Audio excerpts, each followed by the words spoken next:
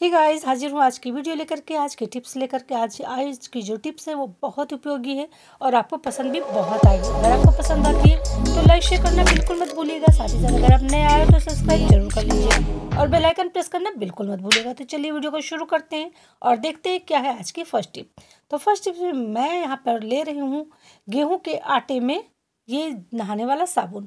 इसको मैं क्रश कर रही हूँ और मैं आज इसका बनाने वाली बहुत ही ज़रूरी सा सोल्यूशन जो आपके बहुत काम आएगा। तो बस मुझे जितनी नीड थी मैंने उतना ले लिया है। चलिए अब इसमें मिलाते हैं आगे थोड़ा सा बेकिंग सोडा या खाने वाला सोडा। तो बस मैंने एक आधा चम्मच लगभग ले लिया है, ये देखिए। चलिए अब इसमें एक और चीज़ मिलाएंगे जो बहुत काम की है और वह है नमक। तो नमक को मैंने लिया है 1 चम्मच। अब ये तीनों को मैं मिक्स कर दूँगी अच्छी तरीके से। इसको मिक्स करने के बाद में अगर आप चाहो, जैसे कि मैंने ज़्यादा बना लिया है तो मैं इसको स्टोर करूँगी और जब मुझे नीड होगी तो मैं इसको यूज करूँगी। लेकिन अगर आपको ज़रूरत है तो आप थोड़ा सा भी बना सकते हो, मतलब 1-1 चम्मच आप बना सकते हो।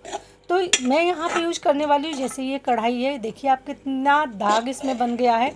तो जब भी हम इस तरीके की भुजिया बनाते हैं, खासकर जब हम लोग करेले की भुजिया बनाते हैं, तो अल्युमिनियम के बर्तन में दाग छोड़ देता है और इसे आप कितना भी रगड़िए ना, ये साफ़ नहीं होता। लेकिन आप देखोगे जो ये सोल्यूशन मैंने बनाया है, इसको डालते ही जैसे आप इसको स्क्रब करोगे तुरंत का तुरंत ही क्लीन हो जाएगा। तो चलिए मैं आपको सामने दिखाती हूँ बिल्कुल डेमो करके। तो ये देखिए मैंने जैसे इसको रब किया, देखिए एकदम क्लीन, ना कोई चिकनाई, ना कोई दाग धब्बा, ना कोई निशान। मतलब बिना मेहनत किए आप इस सोल्यूशन से अपने एल्युमिनियम के बर्तन को कितना भी दाग धब्बा लग गया हो, कितना भी जल गया हो, आप क्लीन कर सकते हो। तो ये देख रहे हैं आप, बिल्कुल साफ़ हो गया, बिल्कुल कुछ भी नहीं करना पड़ा और एकदम से आसानी से ये साफ़ हो गया। चलिए इसको धुल के दिखाते हैं। शायद आपको लग रहा हो कि हो सकता हो, तो चलिए मैं यहाँ पे आपको धुल के दिखा रही हूँ। और देखिए मैंने कुछ भी नहीं किया, बस एक स्क्रबर उठाया और उसको रब कर दिया। वो भी बहुत तेज़ तेज़ से नहीं कि रगड़ना पड़ा हो, बस हल्के हाथों से ही मैं रब कर रही हूँ। यहाँ पर भी देखिए, जिससे कि आटा अच्छी तरीके से छूट जाए। आप देख रहे हो चमचमाती हुई कढ़ाई हमारी आपके सामने है।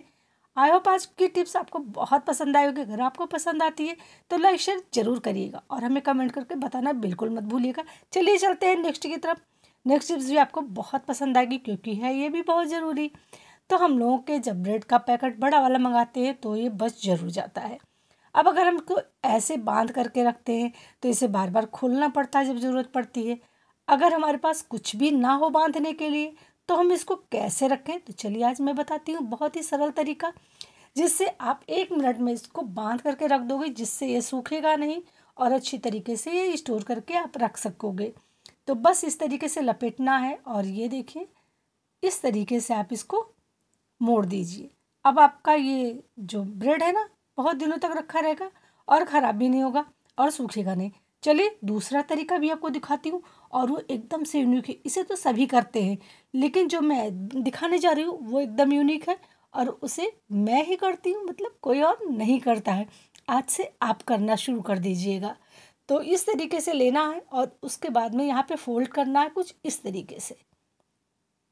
अच्छे से वीडियो को ध्यान से देखिएगा तभी आपको समझ में आएगा और वीडियो को फुल देखिएगा, क्योंकि आप लोग वीडियो को स्किप कर देते हैं इसलिए आपको समझ में नहीं आता है कि हमने किस तरीके से क्या किया। ये देखिए फोल्ड इस तरीके से हुआ ना। अब हमें इसको कुछ इस तरीके से रोल करना है। रोल करते हुए आप नीचे तक लेकर के आइए और जो हमने यहाँ फोल्ड किया है ना, इसके अंदर इसको डाल दीजिए दोनों तरफ से। तो ये एक नॉट जैसा बन गया और यहाँ पर ये अंदर चला गया, जिससे ये बिल्कुल खुलेगा नहीं और ये रखा रहेगा कुछ इस तरीके से। है ना कमाल की टिप? आपको कैसी लगी कमेंट करके बताना बिल्कुल मत भूलिएगा। और आज के बाद जब भी ब्रेड आपको पास बच जाए ना, तो इसी तरीके से पैक करके स्टोर करके रखिएगा। ना यहाँ पर रबर बैंड की ज़रूरत है, ना यहाँ पर किसी और चीज़ की ज़रूरत है। तो टिप कैसी लगी ज़रूर बताइएगा। चलिए चलते हैं नेक्स्ट की तरफ। नेक्स्ट टिप्स भी हमारी बहुत अच्छी है और आपको पसंद भी बहुत आएगी। तो ये छोटी सी चूड़ी है मेरी। अब इसे हम हाथ में कैसे पहने, क्योंकि ये हाथ में नहीं आ रही है और अगर हम पहनते हैं ज़बरदस्ती तो ये टूट जाएगी। चलिए साबुन लगा करके बाई चांस मैंने पहन भी लिया, लेकिन निकालेंगे कैसे? तो चलिए आज मैं आपको बहुत ही सरल तरीका बनाती हूँ। ये है मोजा। सभी के घरों में इस तरीके के सॉक्स पड़े होते हैं, तो मैंने अपना ही सॉक्स ले लिया है। चलिए देखते हैं कितनी आसानी से चूड़ी जाती है और ये भी बहुत छोटी चूड़ी। तो ये देखिए मैंने बस हल्का सा प्रेस करना शुरू किया और ये चूड़ी गई अंदर। है ना, कितनी आसानी से हो गई। अब इसको निकालेंगे कैसे, चलिए दिखाती हूँ। तो बस मैंने इसको पलट दिया। अब आप धीरे धीरे सॉक्स को सरकाते जाइए और फिर देखिए चूड़ी कितनी आसानी से निकलती जा रही है। ये देखिए, है ना तो हमारे हाथों में इस तरीके से चोट लगेगी और ना कुछ। अगर आप कहीं बाहर हैं, मतलब कहीं शादी ब्याह में गए हैं, तो अपनी चूड़ी को इस तरीके से फोल्ड करके रख दीजिए। अब इसके ना तो स्टोन निकलेंगे ना चूड़ी टूटेगी। तो है ना कमाल की टिप। आपको कैसी लगी कमेंट करके ज़रूर बताइएगा और इसे शेयर करना तो बिल्कुल मत भूलिएगा, जिससे और लोग भी इसका फ़ायदा उठा सके। तो चलिए अब चलते हैं नेक्स्ट की तरफ। नेक्स्ट टिप्स ये आपको बहुत पसंद आएगी और है एकदम से यूनिक सी। तो ये जो बेल्ट होती है ना, ये पहनते पहनते इसकी जो शाइन होती है चली जाती और फिर ये चटकने लगती, ख़राब होने लगती है। तो इसकी शाइन अगर नहीं जाए और ये बहुत अच्छी तरीके से रहे, तो उसके लिए हमें लेना इस तरीके से वैसलीन। आपको ना पॉलिश करने की ज़रूरत है ना कुछ। अभी आप देखोगे बिल्कुल शीशे की तरह आपकी जो बेल्ट है चमकने लगेगी। कोई भी लेदर की बेल्ट हो, आप इस तरीके से इसको पॉलिश कर सकते हो। तो देखिए मैंने किस तरीके से इसको रब करना शुरू कर दिया है। हल्के हाथों से पूरे में इसको फैला दीजिए और रब करते जाइए कुछ इस तरीके से, और आपके देखते देखते इसमें शीशे जैसी शाइन आ जाएगी। अब लेना है एक सॉक्स, कोई भी पुराना आपके पास पड़ा हो, अब उससे इसको रगड़ दीजिए, मतलब पोंछ दीजिए।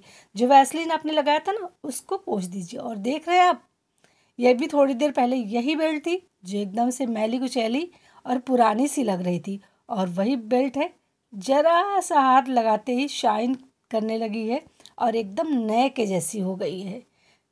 ये देखिए, है ना।